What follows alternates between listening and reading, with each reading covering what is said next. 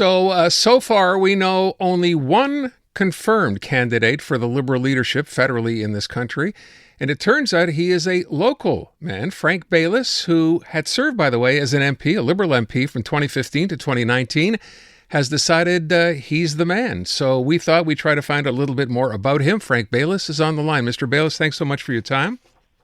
Hello, Aaron. How are you? I'm very well, thank you, and Happy New Year to you. Let me begin by asking, because I know from what I've read in the past little while, you didn't decide this on the spur of the moment. You've been thinking about this for a while, right? Yeah, actually, since the day I walked out, people have been asking me to come back into politics. I'm not a career politician, so I was never thinking about that. But I've got so much encouragement, and yes, then I started thinking and taking those requests very seriously. Which leads me to ask the first question, which is you served as an MP from 2015 to 2019, yet you chose not to run again. Why not? There's many reasons that fold into that, but a fundamental reason is I don't think we should have professional politicians. I really think we need politicians that come, do good work, and then leave. And I consider it a great honor to have served the people of Pierrefonds-Dollard. I'm very proud of that. But I also think that it's good to make space for other people and also bring fresh ideas. Okay, so let me deal with some of the ideas that you're bringing to the table now. First of all, with respect to Donald Trump, that's a topic that everybody who's running is eventually going to have to deal with here. He amped up the rhetoric earlier this week, talking about annexing Canada. How do you handle Donald Trump if you're leader of the Liberal Party and if you were to become prime minister? So, Aaron, I've done business with Americans for the last 35 years. I can't even count how many contracts I've negotiated with American governments, hospitals, purchasing groups. You name it, I've negotiated with them. By and large, I've enjoyed it. There are some negotiators that use very aggressive tactics, shock tactics, try and knock you off your game. Donald Trump, let's give him credit. He's good at that, and he's doing that. It'll have absolutely no impact on me if I come to negotiate with him. And it'll be water off a duck's back. I've dealt with these type of approaches before. It's a negotiating approach. He wants to be talking about it. He wants us worried. He wants us ready to cut any deal to avoid some catastrophe. I don't say I take these lightly, Aaron. I'm not saying I'm taking any threats he makes lightly. We should prepare for a trade war. But a trade war, yes, it hurts Canada, but it hurts the United States just as much. So we need to keep that in mind. Prepare for a trade war. So, I mean, I heard some people talking about the idea that if there was to be, in fact, a 25% tariff, as Trump has talked about, threatened, if you will, that could cost Canada 2% of our GDP and obviously thousands upon thousands of jobs. You think it's simply a matter of recognizing he's a businessman, you're a businessman, and you're best positioned to be able to deal with him? Look, let's talk about that, how it hurts us. But imagine if you're the American and you live on the Eastern Seaboard and suddenly your electric bill just went up 25% overnight. Bang. Or you're living off, you're heating your house off Alberta oil or gas, and suddenly your cost of heating just went up 25%. Or you're having your car input parts going up 25%. It's a threat. It's not good for Canada, and it's not good for the United States. We just need to be able to weather it. I doubt it will come to that, but I don't blow it off. But I think most importantly for your listeners to know that these are negotiating tactics. I've dealt with this in the past.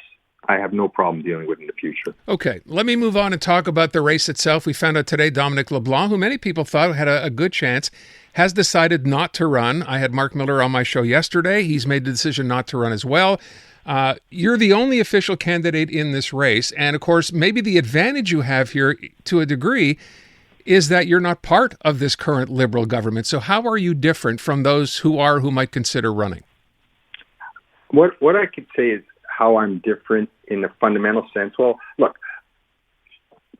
my father and my mother are both immigrants. My father immigrated from England. My mother is from Barbados. I was born here. I grew up here. And I'm a professional engineer by training, an electrical engineer, educated in the University of Waterloo, and I'm an entrepreneur. That's my career. I'm not a career politician. I'm probably as different from Pierre Poilievre as you can get, and I think that Canadians are looking for a real contrast.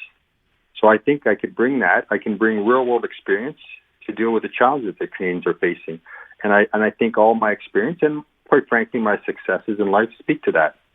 The difference between me and, say, someone like Pierre Poilievre is excellent at giving slogans and upsetting people and getting them worked up. That's where it starts for him, but it's also where it stops. He doesn't have real solutions. He never worked a day in his life. outside of being in the federal government. And he's been, I think, 21 years he's been elected and going strong.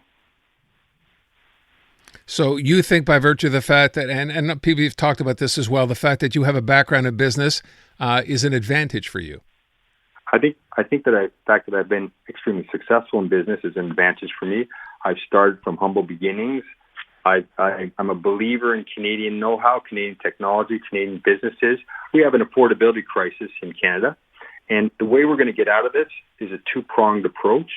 We have to invest in ourselves.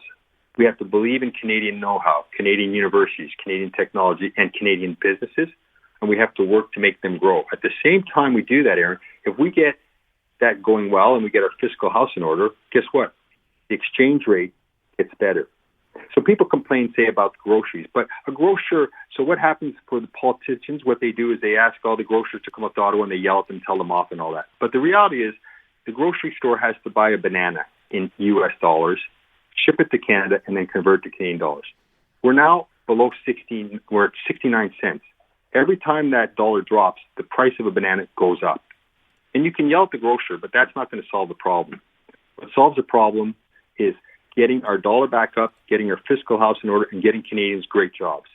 And that's what I do. That's what I'm great at. Okay. One of the things that hangs over the Liberals, and one that Pierre Poilievre wastes no time in talking about regularly, is the carbon tax. What do we do on the carbon tax? Are you prepared to eliminate that, to break from the party on that? What's your position there? I'm going to have an honest conversation with Canadians, okay? There was a time you could pollute the earth, and we said you're not allowed to do that, so we have to pay for garbage pickup, we have to pay for garbage dumps, we have to pay for recycling. There was a time we polluted the water. We just dumped our sewage into the water. We say, no, you can't do that anymore. So we have sewage treatment plants. There's a time now where we allow people to pollute the air, and that's not going to happen. We're going to fix that. And is there going to be a cost? Yes. Does it have to be the carbon tax? I don't know that yet. I have to learn and study more. But I don't want people to believe what Pierre Poilievre is saying is that the carbon tax is going to fix the affordability issue. It's not. And I don't think it's fair to Canadians to say there's going to be no cost to giving you clean air. We can have clean air, but we have to invest in that. It would seem to me as well for Canadians, if you were to become the leader, you're dealing with a party now that's got a $62 billion deficit. I think that may be one of the biggest, if not the biggest, in Canadian history. You become the leader of the Liberal Party. What do you do to say to Canadians, you know what, we've made mistakes. The deficit should not be this high. Here's what I'm going to do to change it. Well, look, I'm not going to litigate the past.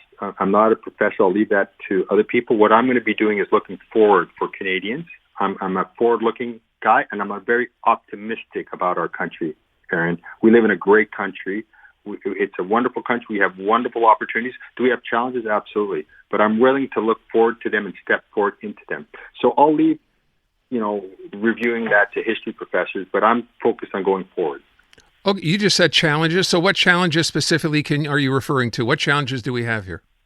Well, we do need to get our fiscal house in order. We need to help affordability, and that affordability goes for groceries, for housing, cost of living, you name it. We need to get our productivity up. These are all things that I've done in the past. This is my skill set, if I could say that, and I've done it in the real world. So that's what I want to bring to the government.